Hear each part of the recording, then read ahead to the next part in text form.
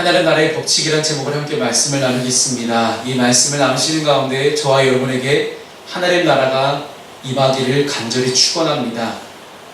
이 한자어를 아시겠습니까? 사자성어인데 참 쉬운 단어입니다. 역시 우리 민장로님 한자는 제일 강하실 거라고 생각합니다.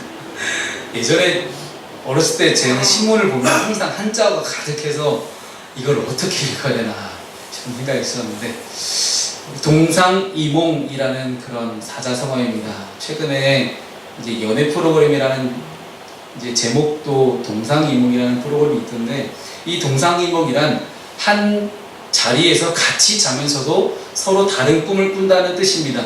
즉 겉으로는 같이 행동하면서 속으로는 각기 다른 생각을 하는 것을 비유적으로 이르는 말이 동상이몽이라는 사자성어입니다. 바로 이 비유가 정확하게 들어맞는 사람들이 오늘 본문의 예수님의 제자들입니다. 제자들은 예수님을 따라가며 3년 동안 함께 동고동락했습니다. 먹을 것을 함께 먹고 나누며 함께 인생을 살아왔던 그들의 삶 가운데는 언제나 예수님의 거룩한 가르침을 받아서 행동을 함께 했지만 정작 마음속에는 여전히 세상적인 마음이 가득했습니다. 예수님은 언제나 하나님 나라의 영광을 구하며 또한 하나님 나라의 일을 구하였지만 제자들은 여전히 세상의 영광을 구하기 일쑤였습니다. 그리고 바로 오늘 본문에서 그 모습이 제대로 드러나는 그런 순간이 아닐까 생각을 합니다. 아까 말씀드린 대로 6월달의 주제는 하나님의 나라입니다. 우리가 6월달은 보통 호국보훈의 달 이렇게 이야기하기도 하고요. 6.25 사변도 있었고 많은 일들이 있었지만 현충일도 있고요. 결국 6월달은 나라를 어떻게 사랑할 것인가에 대해서 우리가 많은 이야기를 함께 나누게 될 테지만, 진짜 나라는 어떤 나라인가에 대해서 우리가 함께 성경 말씀을 통해서 살펴보았으면 좋겠습니다. 우리에게 주시는 나라는 과연 어떤 나라일까? 우리에게 주신 이 대한민국이라는 나라도 함께 우리가 기뻐하고 즐거워하며 아끼고 가꾸며 나아가야 하지만, 하나님이 우리에게 허락하신 하나님의 나라는 전혀 이 세상의 나라와는 다른 그런 성질의 나라라는 것입니다. 그래서 이 나라에서 우리가 과연 어떻게 살 것인가? 그러려면 하나님 나라가 어떤 나라인지를 알아야만 우리는 그 하나님 나라에서 살 수 있게 됩니다. 그래서 첫 번째로는 천국의 법칙이 있습니다. 하나님 나라의 법칙이 있는데 이 하나님 나라의 법칙은 세상의 법칙과는 너무나 다릅니다. 여러분 잘 아시는 유명한 이제 성경 말씀 가운데 일화가 하나가 있습니다. 한 부자가 천국 문 앞에 딱 섰습니다. 그리고 천국 문지기 천사가 나와서 그에게 암호를 대라고 합니다. 그러자 부자가 이렇게 대답을 하죠. 나는 교회에 헌금을 많이 했습니다. 그리고 나는 도덕적으로도 깨끗하게 살았고요. 나는 사람들에게 많은 존경을 받는 인물이었습니다. 라고 대답하자 천사가 당신은 천국에 들어갈 수 없습니다. 라고 문을 닫아버립니다. 그가 물러나자 외모가 뛰어난 남자가 천국 문을 두드렸습니다. 천사가 암호를 묻자 나는 목사입니다. 나는 목사로서 주님을 섬겼습니다. 나는 주님의 이름으로 의로운 일들을 많이 했습니다. 유명한 기관들이 나에게 최고의 명예를 주었습니다. 라고 대답을 했습니다. 그의 말을 다 들은 천사는 당신은 왕을 알지 못합니다. 라고 말하며 문을 닫았다고 합니다. 잠시 허리가 꾸부정한 우리 할머니 한 분이 오셔서 천국문을 두드리십니다. 천사가 나와서 또 암호를 대라고 합니다. 그러자 할머니는 예수 그리스도의 피가 내 죄를 씻어 주었습니다. 라고 대답을 합니다. 그러자 문이 열리고 이 할머니는 영광스러운 천국문으로 들어갔다는 그런 믿거나 말거나의 이야기지만, 이 이야기가 우리에게 주는 교훈은 너무나 분명하게 드러납니다. 세상에서는 부자인 것과 그리고 존경을 받는 것, 외모가 뛰어난 것, 저처럼요. 아까 외모가 뛰어난 사람 목사였던 거 기억하시죠? 네. 웃자고 얘기한 건데 그렇게 진지하게 받아들이면 제가 어떡합니까? 네.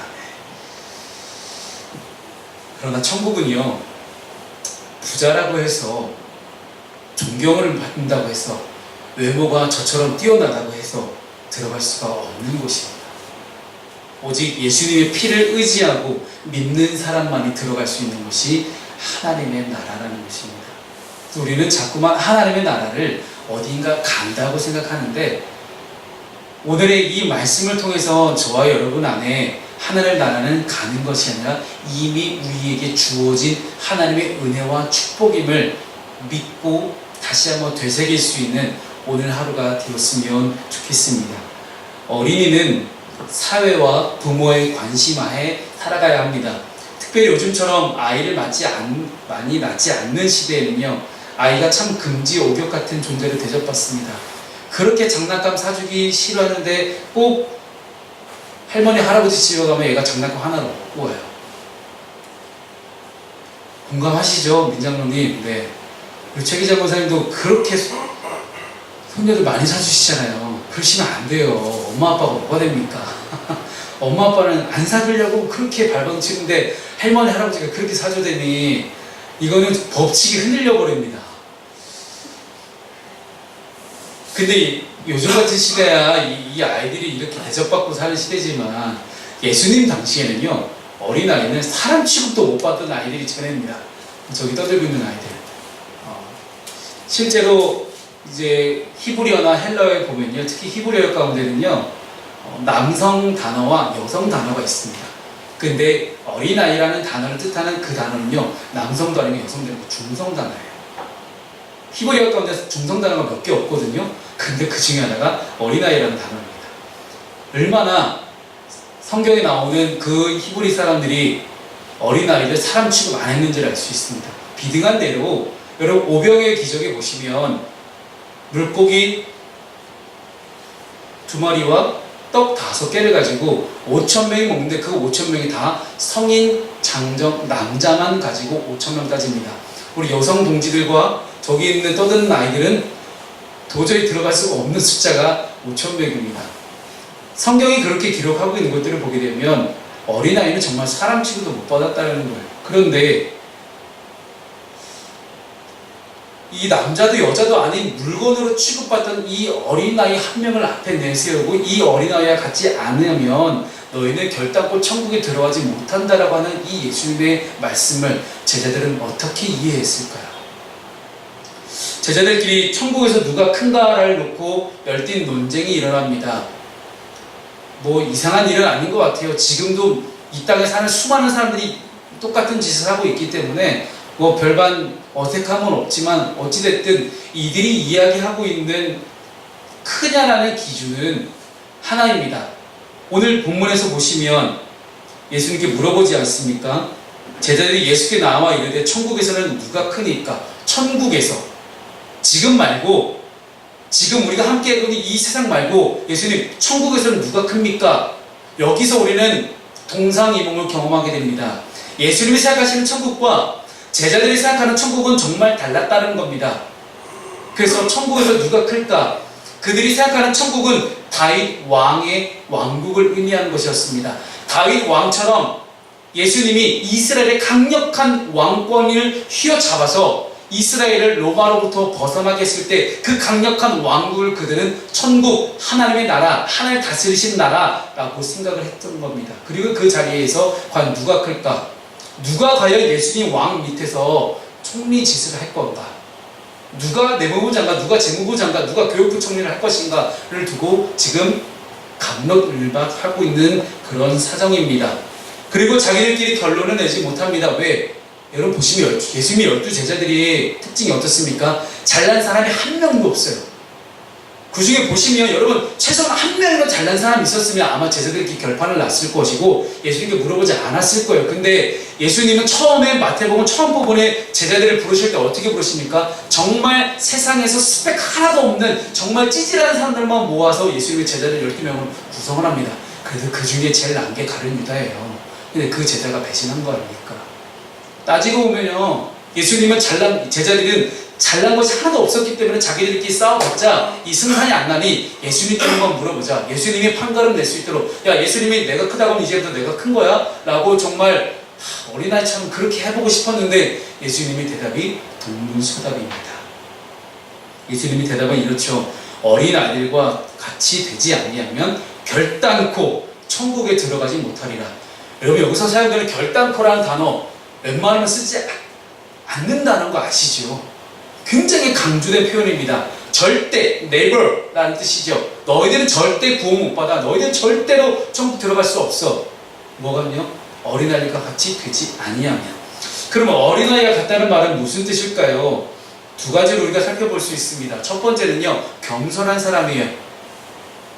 이 겸손하다는 것은요, humble이라는 단어 쓸 수도 있고요, 아니면 온유한 사람이라고 쓸 수도 있습니다.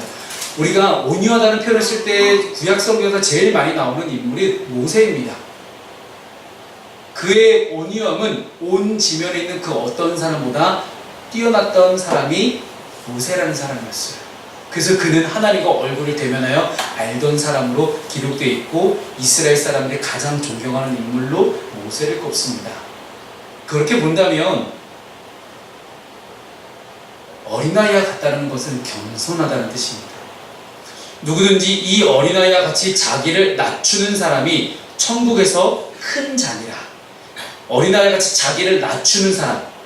여러분, 우리에게 무엇보다 겸손을 강조하는 것이 성경적인 법칙인데 어린아이가 겸손을 알아서 겸손한 걸까요?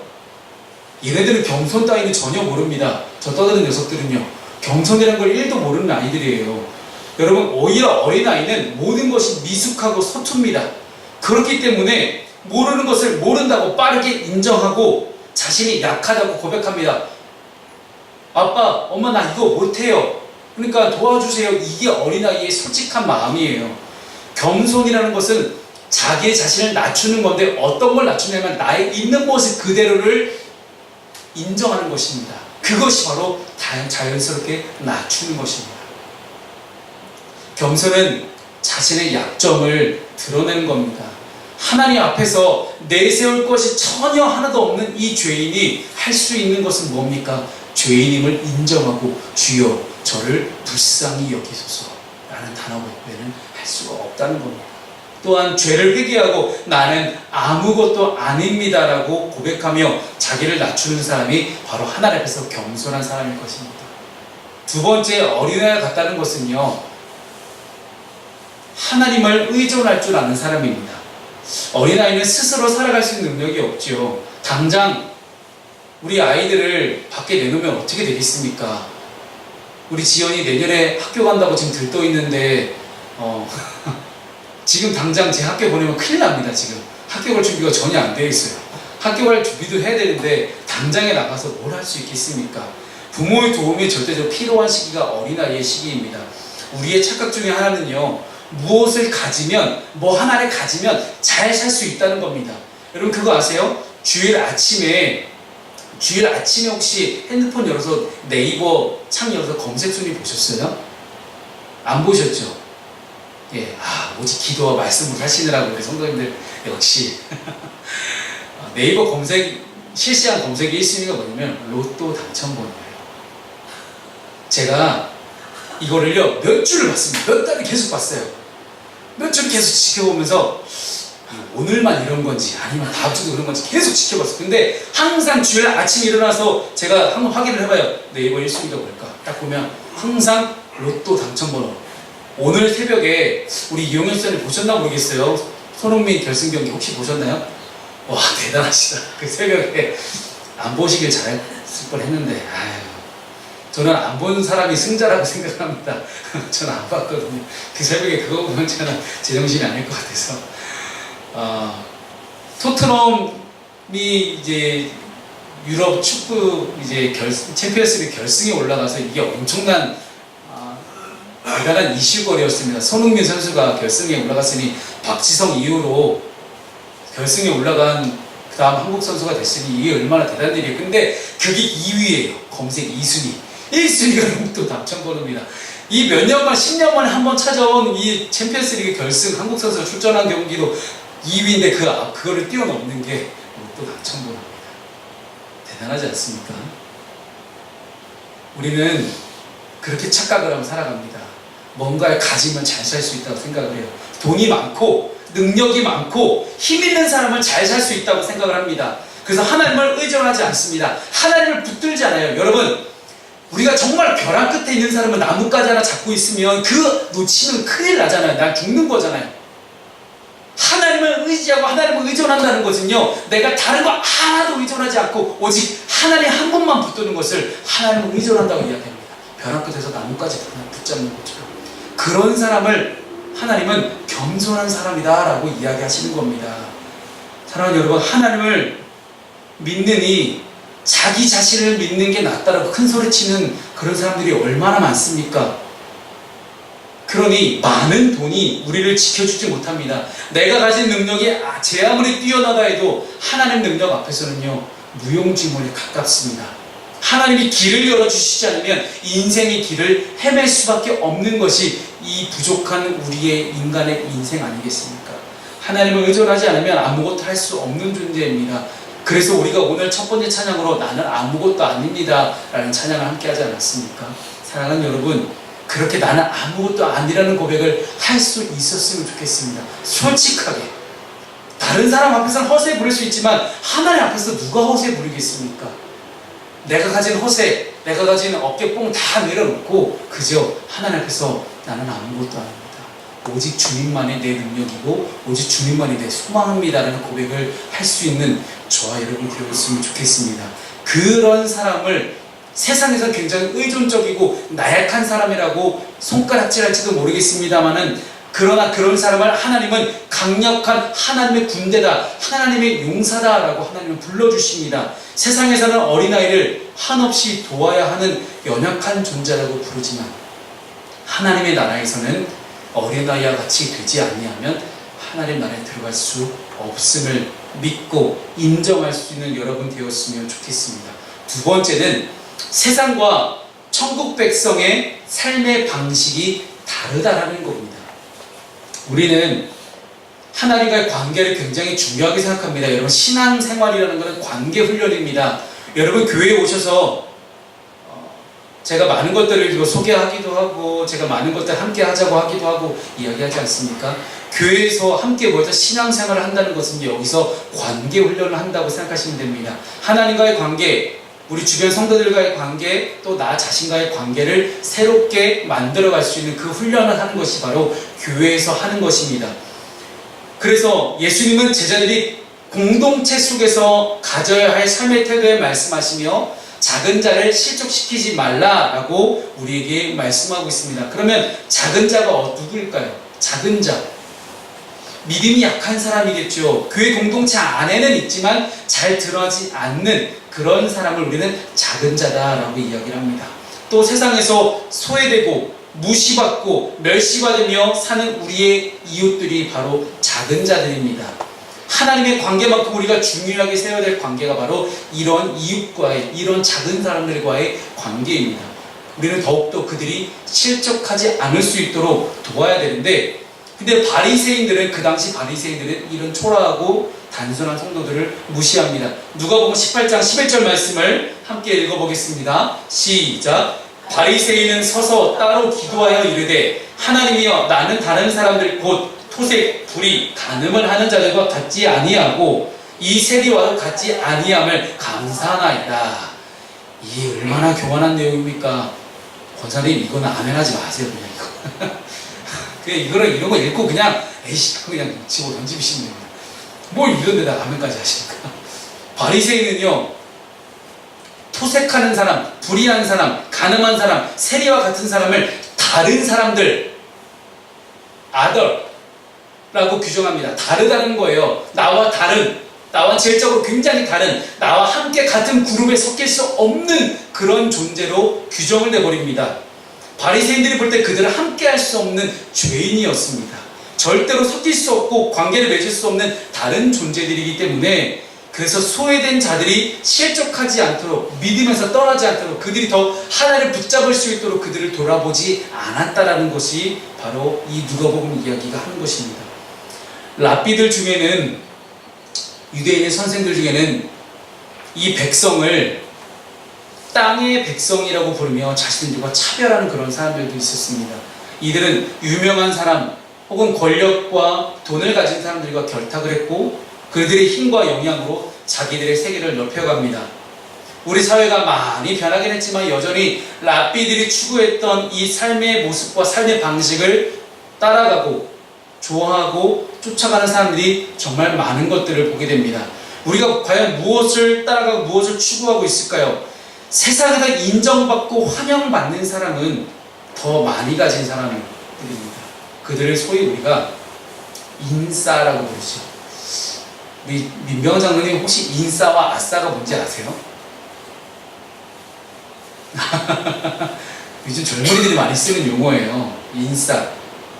영어로 인사이더, 안에 속한 사람의 줄임말이 인사이더의 줄임말이 인싸고요. 아싸는 아웃사이더의 줄임말이 아싸입니다.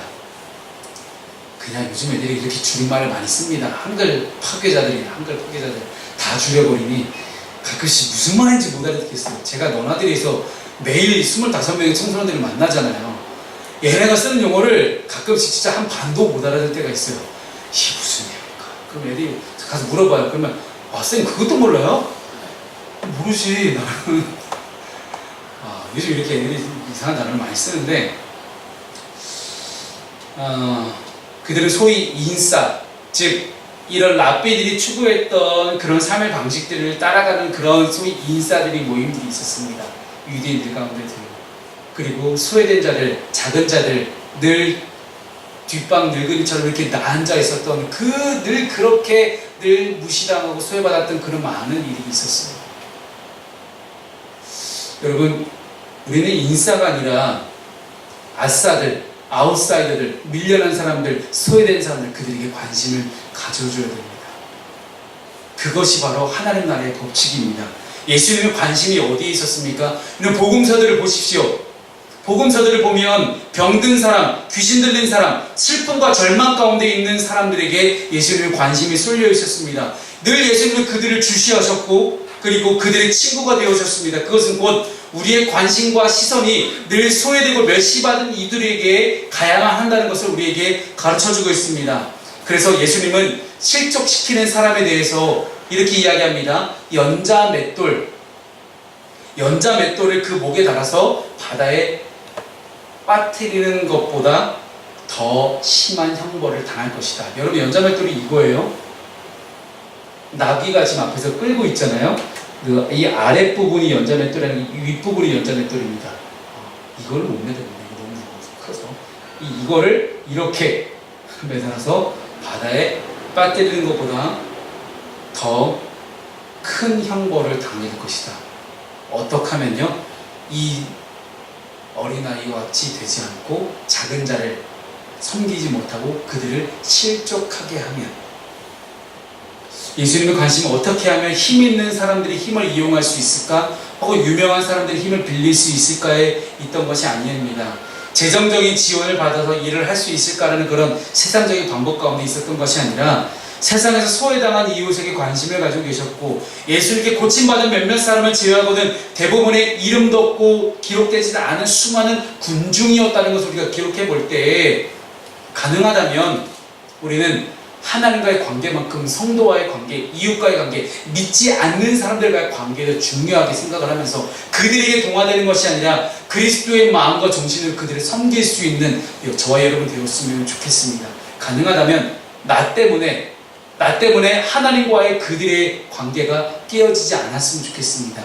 믿는 자들 때문에 실족해서 안 믿는 자들이 하나님을 마저 떠나버리는 그런 일이 일어나지 않도록 여러분, 우리가 그들을 잘 섬겼으면 좋겠고 우리가 그들을 잘 인도했으면 좋겠습니다. 우리가 보는 것, 듣는 것, 어디를 가고 행하는 일들에 대해서 나 스스로가 실족하는 일이 없고 또 다른 이웃들이 실족하는 일이 없을 수 있도록 다른 사람을 걸려서 넘어지지 않게 하고, 또한 우리 또한 죄에 걸려 넘어지지 않도록 경계하며 깨어있는 믿음의 사람들이 다 되시기를 주님의 이름으로 축복합니다.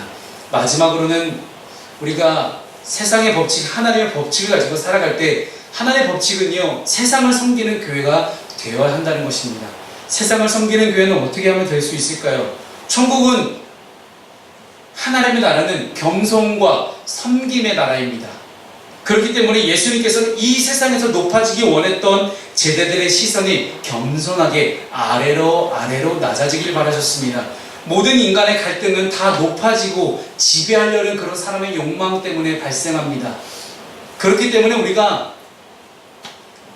나의 낮은 것들을 낮추고 내려놓고 누군가를 짓밟아서 내가 올라가려는 생각을 하지 않고 함께 손을 잡고 함께 올라갈 수 있는 그런 마음을 품을 때에야 비로소 가능하게 됩니다. 욕심은 타인을 업신여기거나 하찮게 여기는 시선을 갖게 하고 또한 교만해져서 함부로 행동하게 만듭니다. 그렇다면 우리는 어떻게 세상을 섬길 수 있을까요? 구체적으로 첫 번째는 우리가 말로 다른 사람을 평가하지 않는 것입니다. 그 사람의 외모 혹은 행동, 성품 등이 어떠한 것도 비판하거나 정죄하지 않아서 행여나 나 자신을 남보다 더 우월한 사람은 낮게 여기는 일이 없도록 우리가 주의하면 됩니다. 두 번째는요, 섬김의 자리를 적극적으로 찾아가는 것입니다. 내가 과연 무엇을 섬길 수 있을까? 내가 세상에서 섬길 수 있는 방법, 하나님의 나라에서 섬길 수 있는 방법, 가정에서 섬길 수 있는 방법, 내 친구와의 사이에서 섬길 수 있는 방법들을 내가 적극적으로 찾아갈 때 우리는 비로소 세상을 섬기는 교회가 됩니다. 왜 요즘 한국교회가 많은 세상 사람들에게 비판받고 지탄받습니까?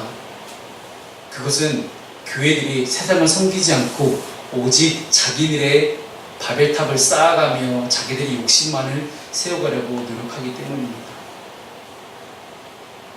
다른 작은 교회들이 세워질 수 없도록 오직 자기네 교회로만 다 흡수시켜 버리려고 애쓰는 많은 대형 교회들의 욕심 때문에 비롯된 것은 아닐까 생각을 해봅니다.